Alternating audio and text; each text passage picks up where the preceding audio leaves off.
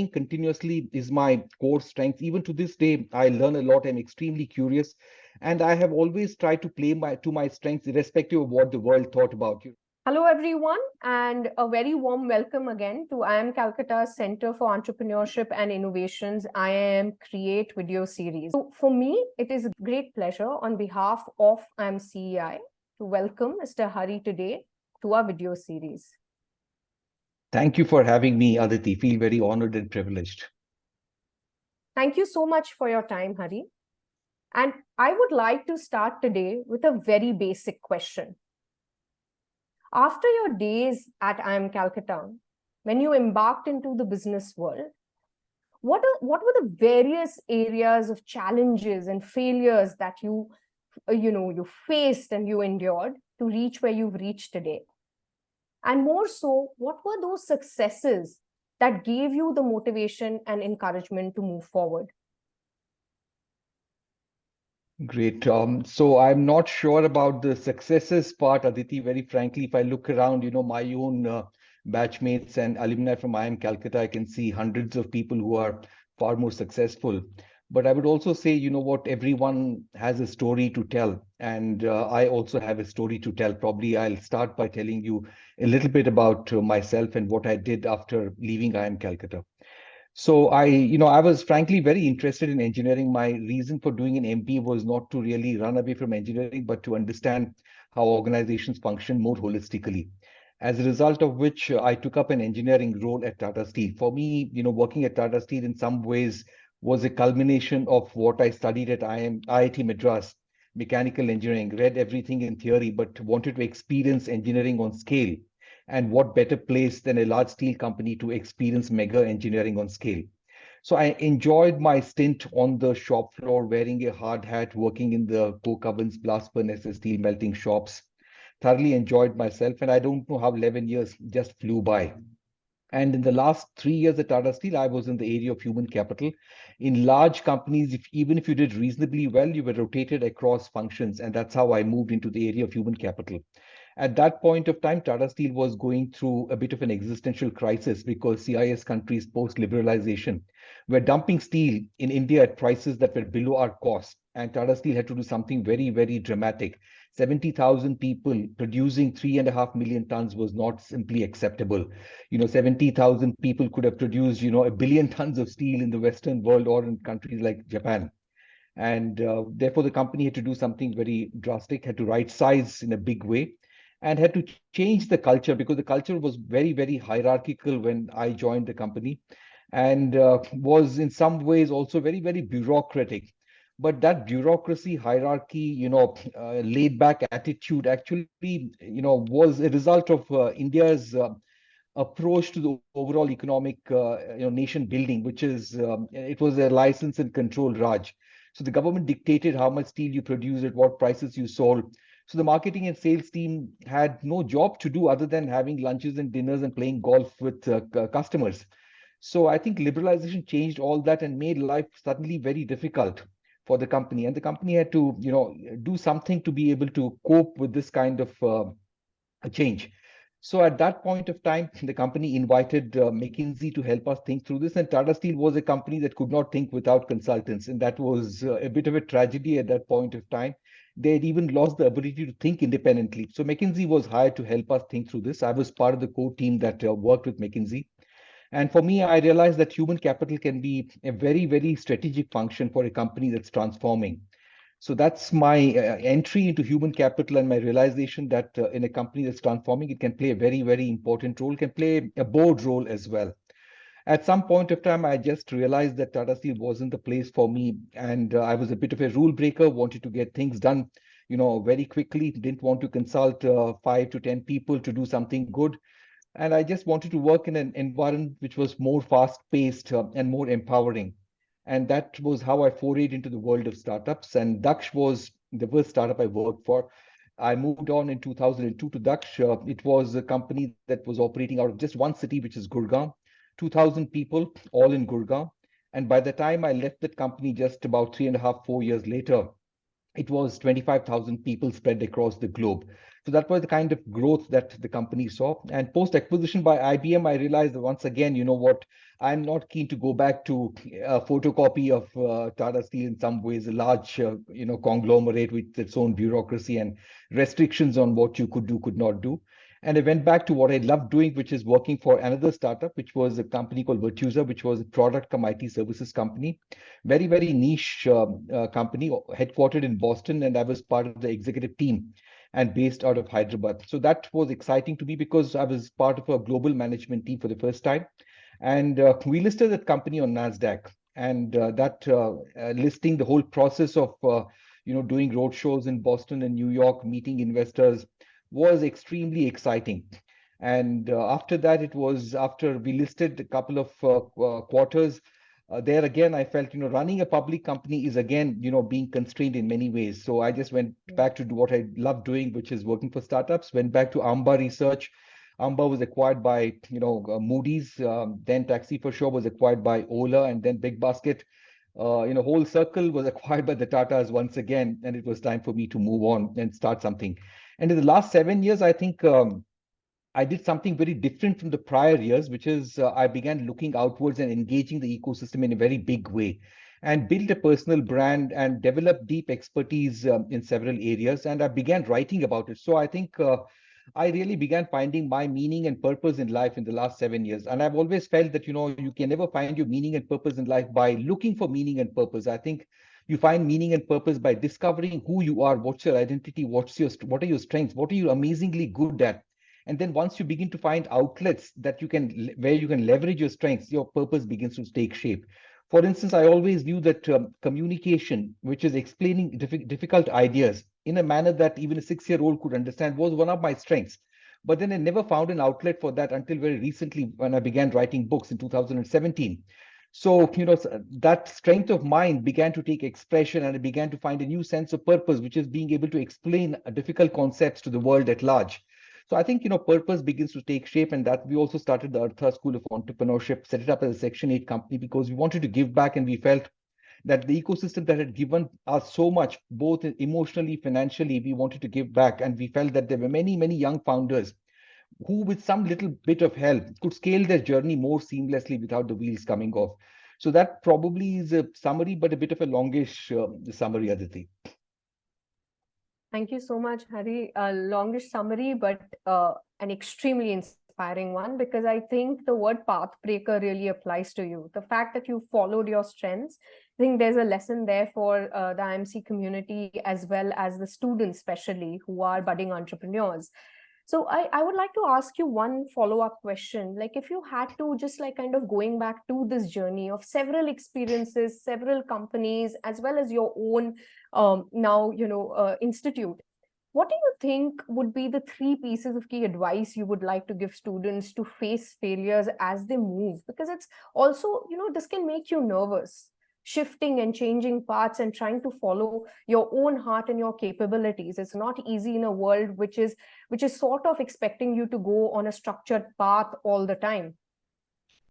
I think, frankly, it's fashionable to talk of failures, but there is no great failure story that I can really talk about because I have not taken many risks, in contrast to what you might think. The kind of risks that I took were really moderate or modest amount of risk. For example, I never worked for a very early stage startup. I was never an entrepreneur myself for a very long time. So I chose to work for entrepreneurial companies that had already got the product market fit, and the likelihood of failure was little or not at all, probably. So my risks were all moderate and modest, and hence I did not really experience failures. But I still think I have taken more risk than most people have, for the simple reason that I've walked away from a very large company, which was in some ways, very addicting because life was very comfortable in a township where everything was taken care of, your career paths were laid out, and you didn't really have to do very difficult things. The company, collectively, all the folks did everything. So I took a risk in some ways by going out of my comfort zone in working for a fast-paced company. And in the first 3 months, actually, in the first couple of months, I thought, I would get fired because I came with a bit of a mindset of a large company where, when you go to meet a boss, you take a notepad and a pen to take notes and do what he says. But then, in 2 minutes, Sanjeev Agarwal, who was the founder, CEO at Daksh, told me, will we have a dialogue or will this monologue continue? It quickly opened up my eyes. And then very soon I also realized that, this is the perfect place for me. Why wasn't I here much earlier? So I have taken moderate risks. I have cut across industry domains, worked from IT services product companies to BPO to KPO to consumer internet companies, and have plunged into entrepreneurship, written a lot. So I think I've taken moderate risks and have learned extensively along the way. So I have kept my eyes and ears open, and I continue to be very, very curious about many things. Learning continuously is my core strength. Even to this day, I learn a lot. I'm extremely curious. And I have always tried to play to my strengths, irrespective of what the world thought about. For example, many of us are not too proud about what some of our strengths are, because we think, the world recognizes certain strengths, and unless you have those strengths, you don't have strengths at all. But I was very confident about myself and continue to play to my strengths, and gradually things played to my advantage, and the journey went along, and I found eventually a lot of happiness. So I think my success, if you ask me, is that professionally I have been extremely happy. Life has been very, very fulfilling for me. I've met very interesting people. I've learned a lot along the way, and I've been able to learn from 20-year-olds. I've been able to learn from 70-year-olds. My best friends are 25-year-olds and 75-year-olds. The age is not a limitation.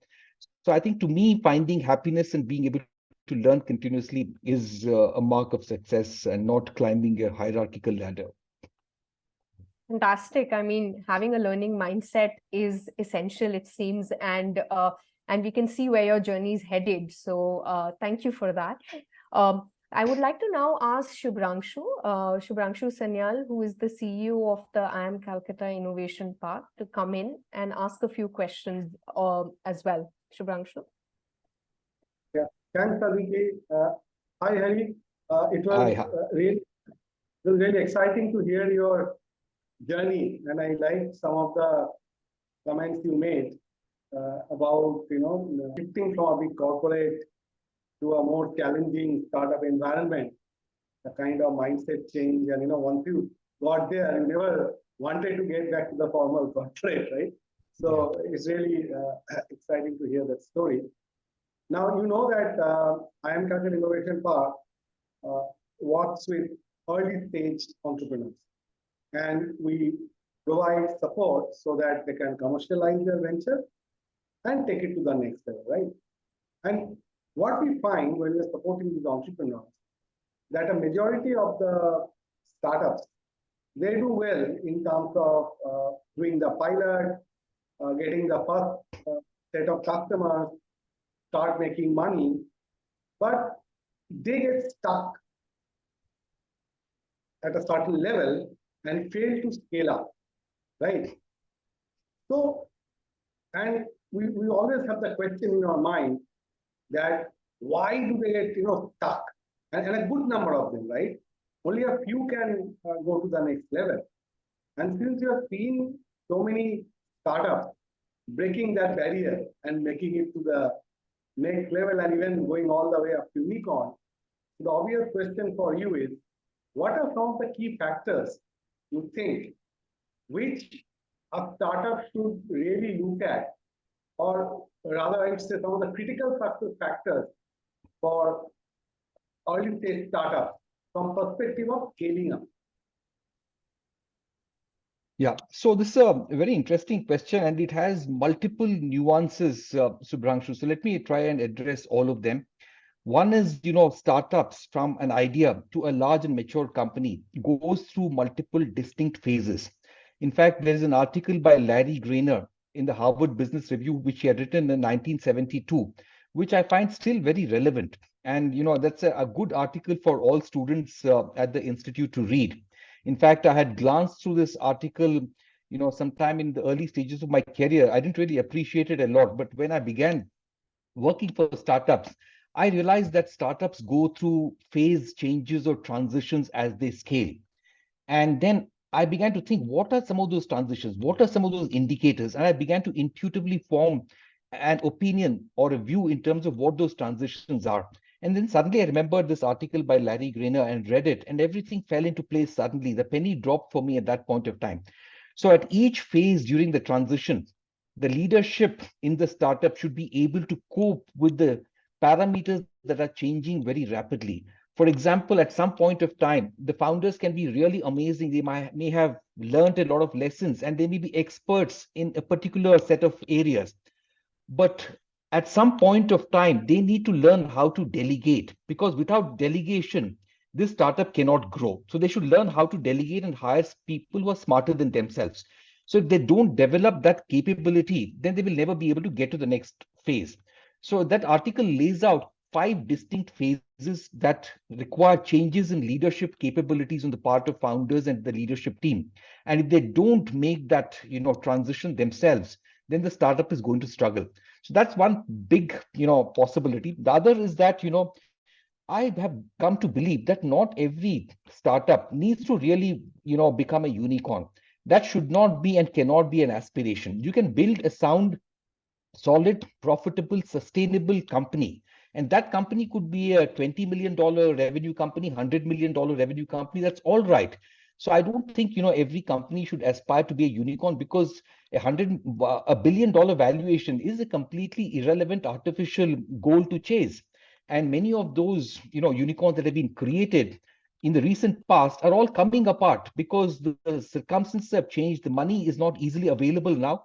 So many of these companies are just falling apart, simply just falling apart. For example, Byju's in the edtech space has just completely collapsed. I'm surprised it's not yet, shut. So there are many such startup unicorns which are in deep crisis. So I think, chasing the unicorn status is the wrong kind of a goal. I think building a business, it can be a small business, running it profitably, running it with the right principles, running it with the right governance, being committed to doing the right things always is what is, about building a good business and entrepreneurship. In India, I think India's employment problem, livelihoods problem is humongous. 12 million people, young people, are entering employable age every year. Unicorns and, companies with high capital requirements are not going to give these kind of people, these numbers of jobs going to create. I think what will create jobs are all those small entrepreneurs, each of whom can probably create 10 jobs, 12 jobs, 100 jobs. I think we should change the perspective on scaling and encourage role models who are building companies sustainably and doing it the right way. I think in the last few years, wrong role models have gotten created, and the media has given those wrong role models a lot of coverage and made them appear cool. So I think, we should begin to view scaling from a very different lens altogether. Building sustainable businesses, profitable ventures is far more important than, chasing ultra, high growth, high valued companies. I think you mentioned some really, really important points, or highlighted some aspects that in India we need more sustainable, growing businesses. We should not chase only the unicorn and focus on the valuations. That I like it very much. One very interesting comment that you made is, to scale up, the leadership needs to change. The leadership needs to change here, right? Yeah. Focus on delegation. So my last question for you would be, see, when if I look at our startup portfolio, the startup where we have also invested seed fund, a good number of those startups, in spite of raising funds, have failed.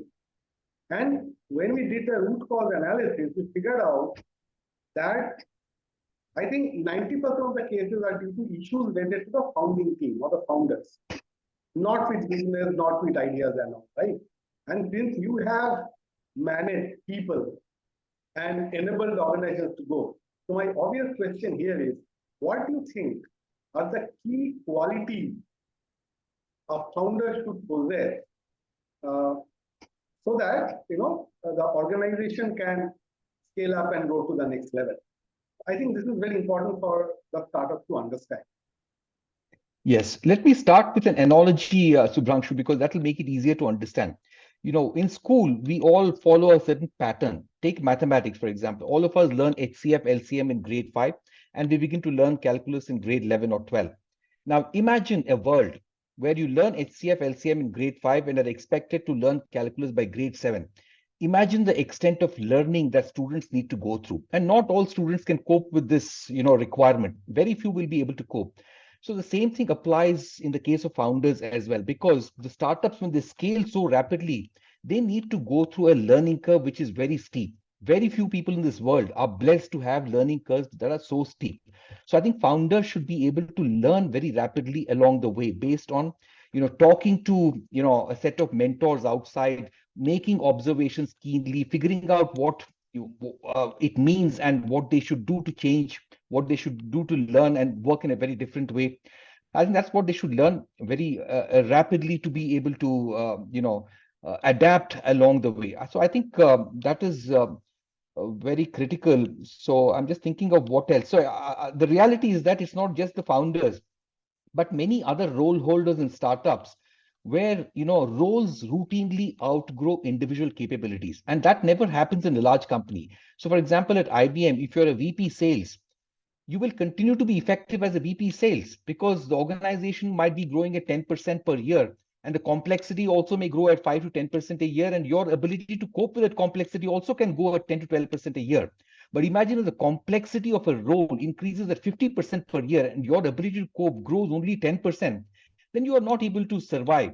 So it's not just the founders. Many role holders in startups routinely fail to cope with increasing complexity of their own jobs. As a result of which, some changes need to be made. At some points of time, you need to figure out whether this role holder is even competent to perform this role now. The person may have been competent 2 years back, but now the company has grown, the complexity is increased. What should we do? Should we let the person continue, or should we get someone who is more seasoned to do that job? So I think startups, what really happens, central feature of every startup, a successful startup, which has hit the product market fit, is that it tends to grow very, very rapidly. It scales very rapidly. So the level of complexity increases everywhere. So not many people are able to cope with this increasing complexity. So I think everyone in the company, whether it's the founders or other role holders, should be able to evaluate in a dispassionate manner. Am I still the right person for this role, or should somebody else be doing this job, and should I be taking on something else? Yeah. So what I learned from your comments is that a good founder, should have the ability to cope up with the increasing complexities when you are going fast, and also should be a very fast learner and can adapt to the changing realities. So thank you, Hari. I think these are valuable insights for startup founder. Now I will hand over the baton to, as a young man, Anshul Gupta, who is the president of our student entrepreneurship cell. So over to you, Anshul. Yes. Hi, Hari. So Hi. it was great hearing from you. Like, there were so many good insights and the experience is clearly visible in your words. So, like, I would like to ask a few questions from the perspective of student community. So there are multiple students in IIMC who are currently willing to go for startup or maybe work in a startup. So while working in a startup or maybe starting their own venture, there's always a doubt: is this the right time to go for it, or is this the right kind of resources to go for it? So, in your opinion, are the current prospects of starting a new venture better than before, or is this the favorable time to enter in the field of entrepreneurship? So let me just answer this question from two perspectives. One is from a student's own perspective and from the ecosystem perspective. From an ecosystem perspective, I think there is no doubt that with every passing year, the startup, entire ecosystem is becoming more and more mainstream. 20 years back, I don't think there was this kind of excitement, but in the last 20 years, many things in the landscape have changed.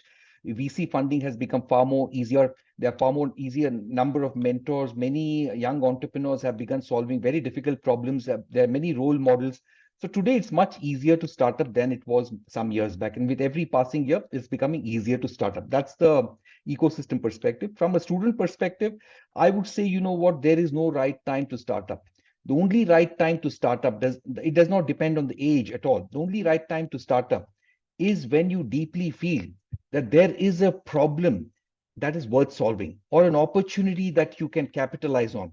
So if you're able to spot a problem or an opportunity that you feel deeply about, that you're very passionate about, and you're having sleepless nights because you feel that that's the problem you should be solving because you are blessed and gifted with the right kind of skills to solve that kind of a problem, I think that's the right time to get into entrepreneurship. There's no other. You cannot get into entrepreneurship by thinking of, is there a right time? Those who look for the right time will never get into entrepreneurship. Those who fear failure will never get into entrepreneurship. To me, it's not very easy to teach people how to get over the fear of failure.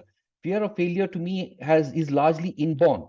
So those who have that fear of failure will find it difficult to start up, and those who for some reason don't have that fear of failure will be able to start up at the right time. So I think, look for the right opportunity. If you feel, if you're having sleepless nights, if you believe in that, if you feel very passionately that the problem should be solved, if you think you are the right person to do that, then go ahead and figure out how to be an entrepreneur and solve that problem. But trust me, entrepreneurship is not easy at all. In fact, when students have asked me, should I be an entrepreneur? I tell them, please don't be an entrepreneur. Take up a job, get a good salary, you'll drive a good car, buy a good house, go on good vacations. Why do you want to be an entrepreneur?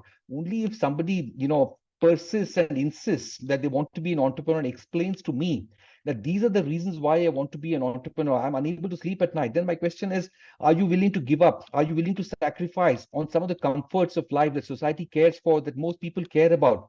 Would you be okay if your family and you don't go out for vacations? Would you be okay driving a small car, living in a small apartment? So if you're okay with all those things, it really means that solving that problem is far more important than these little comforts of life. So I think many things need to come together. People who seek those comforts in life can never be entrepreneurs because it will value those comforts in life. Entrepreneurs are those who will cut down their operating cost in life and figure out, how to get more with less. And they're happy to go around, in a two-wheeler, for example. So I think, it's not easy to be an entrepreneur at all, and there is no right time for it. Yes, it was great hearing this from you. And what I can conclude is you always need ignition to go for a startup. Yeah, Like yes. if ignition is not there, I think you use the right word, perfect word. Yes, it will be tough for you to survive. So again, continuing on those lines, like since you have experience with multiple startups in terms of advisor, mentoring, or maybe as an investor, so I would like to know, like, if someone is coming up to you with an idea, what are the qualities you look in the idea, or maybe in their entrepreneurship mindset that appeal to you as an investor? Yeah. So I'll tell you what, ideas don't matter at all, because you put 5 smart people into a room and give them 24 hours. They will come up with the world's best ideas. So ideas don't matter at all. It is the quality of execution, the resilience of the founders, their ability to go through ups and downs, their ability to face rejection, make tweaks to their features and products, and get into the right pivots at the right point of time if required. And each of these requires a lot of mental strength, because when you face rejections from users and customers, you begin to question yourself. Am I good at all? Am I worthless? Is my worth there at all? So you go through, terrible, mental, situations. So it requires a lot of resilience to be able to hold your ground and be able to say, what, let me keep trying. Let me make some tweaks. Let me listen to more customers. So resilience to me is the most important thing. So I think the quality of an idea really doesn't mean anything at all. To me, it's about resilience. It's about amazing execution, because execution can make all the difference. Even when I look at early stage startups, even in the IIM Calcutta Innovation Park portfolio companies, I think one thing that can make a difference to all these early stage startups is simple execution and simple tools. So for example, even having OKRs very thoughtfully, clearly defined, having a set of review mechanisms, for whether you're progressing well or not, creating the right kind of, meeting notes and minutes of the meeting that are reviewed on time. Small execution tools can make the difference between good and mediocre. So I think, when we look at entrepreneurs, we look for these abilities. Do they have clarity of thought? For example, can they cut through the clutter? Are they too carried away by fashionable ideas, or are they grounded? Are they able to say, I don't know? Once in a while, founders should be able to say, I don't know, to investors and others, because you don't have to have answers to all questions, every problem. You should be humble enough to say, yeah, I've never thought about this. I don't really understand this well enough. So I think that is also a very important trait, ability to be self-aware, humble, clarity of thought, and execution excellence, resilience. These are the things that really matter a lot. Okay, it was great hearing this from you. And I think, in your opinion, it's not about ideas, it's about the entrepreneurship mindset, the Yeah, ability to fight the world for your idea, at least. I think brilliant. that's something Yes. matters. So, deviating from the lines, like, I would like if you can share your memories from life at IIM Calcutta, the teachers who inspired you, and the friendship that you have acquired here, and the impact the life at IIM Calcutta created in your life ahead. So IIM Calcutta to me was a bit of a mixed bag. I think the faculty were truly amazing. I just cannot even say how good they were. Some of the disciplines we had, the best minds of the country, probably best minds in the world. For example, in economics, we had people like Professor Ranjit Sau, Amitava Bose. We had in sociology people like, Raghavendra Chattopadhyay, Saila Ghosh. In behavioral sciences, we had people like Gaurango Chattopadhyay, we had Leena, Chatterjee, such amazing individuals. I come from an engineering science background, and for the first time, I was experiencing humanities in a classroom. And the beauty of humanities dawned on me in those 2 years at IIM Calcutta. I began to appreciate those subjects a lot because of these professors. As a result of which, in my subsequent life, also, I paid attention to these areas, learned a lot, asked a lot of questions, and my understanding of these subjects today has played a role in me, being whatever I am and helping me understand the world, the problems around me much better. So I think the faculty were absolutely amazing, and hats off to them. I'm deeply grateful because it was a turning point in my life, being exposed to humanities and being exposed to such high quality faculty. In terms of friendships, I think I made a few friendships, but probably not the best of friendships. For me, I'm a bit of an introvert. I like more time, to be able to form friendships where I interact with people, where I go through ups and downs with them. So I think I form best of my friendships were formed largely at workplaces because that's where you work a lot with people, experience intensity, get to know people well, see them in different contexts. So some friends at IIM Calcutta, but my best friendships were established at work. The faculty, I think, were absolutely amazing, world class. I don't know about the situation now, but I'm sure quality of faculty is as good now as it was when I was a student. Yes, absolutely they are. I will hand over to Aditi ma'am again. Thank you so much, Anshul, and obviously Hari.